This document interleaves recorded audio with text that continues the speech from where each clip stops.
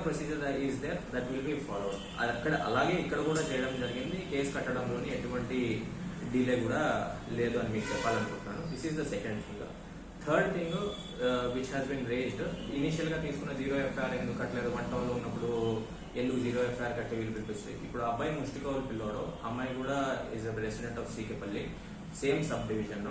ఇక్కడ నుంచి అక్కడికి 20 minutes ఇవ్వడం కూడా కానిస్టేబుల్ ఇచ్చి పంపించడం జరిగింది for the convenience of the girl as per the POCSO act. POCSO act ప్రకారం ఆమెకు నచ్చిన ప్లేస్ లోని, ఆమె కన్వీనియంట్ ఉన్న ప్లేస్ లోని, వాళ్ళ పేరెంట్స్ సమక్షంలోని, వాళ్ళ ట్రస్టెడ్ పీపుల్ సమక్షంలోని ఇవన్నీ ఉన్నాయి కాబట్టి వీటిని దృష్టిలో పెంచుకొని పంపించడం జరిగింది తప్ప ఈ కేసు కాకపోతే ఇక్కడ కాదు నాకు వేరే ప్లేస్ లో పంపించేద్దాం, లేకపోతే ఇక్కడ నుంచి రెస్పాన్సిబిలిటీ ఎస్కేప్ చేద్దామన్న ఆలోచనతో అయితే ఏమీ జరగడం లేదనేది మీకు చెప్పాలని అనుకుంటున్నాను.